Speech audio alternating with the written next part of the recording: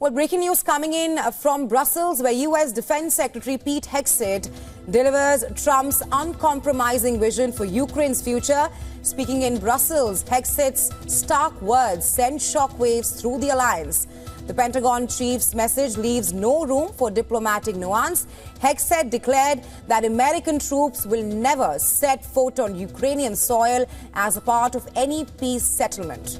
More critically, he dismissed Ukraine's core ambitions, which are territorial restoration and NATO membership, as pipe dreams that fail to align with Trump's realpolitik approach.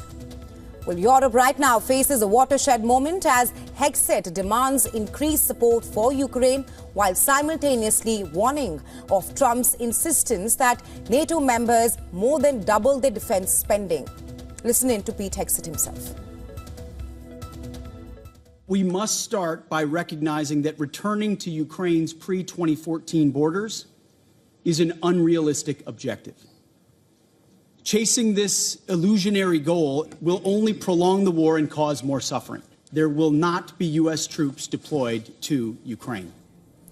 And well, for more on this, our correspondent Susan Therani is joining us on Gravitas. Hi, Susan. In a major breaking, Pete Hegseth has ruled out NATO membership for Ukraine, and he has said that Europe must be responsible for the country's security. What more can you tell us, and how does this perhaps impact Trump's agenda of ending the Ukraine-Russia war?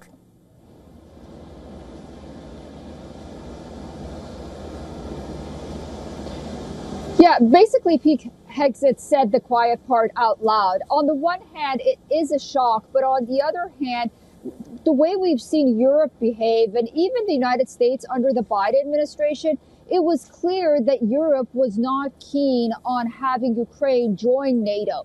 First, it was because they didn't want to provoke Russia, and then secondly, it was just that they didn't want NATO troops and European troops and American troops to end up in Ukraine as part of this fight as it drags on.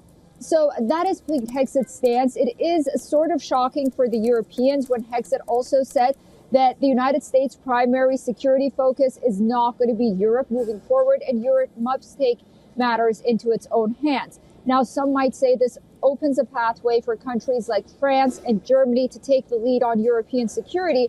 Others believe that it would sort of diminish America's power in Europe, even its soft power capabilities as well.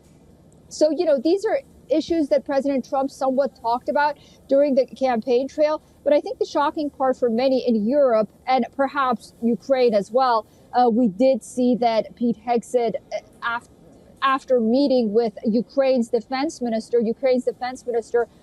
posted a photo of meeting with Pete Hegseth on X. It was an unannounced visit. So after those conversations, it's interesting that Pete Hegseth comes out and makes these statements. What happened during that conversation with his Ukrainian counterpart and whether or not Ukraine was in on all of this and is willing to compromise to end the war, those are the questions that need to be answered.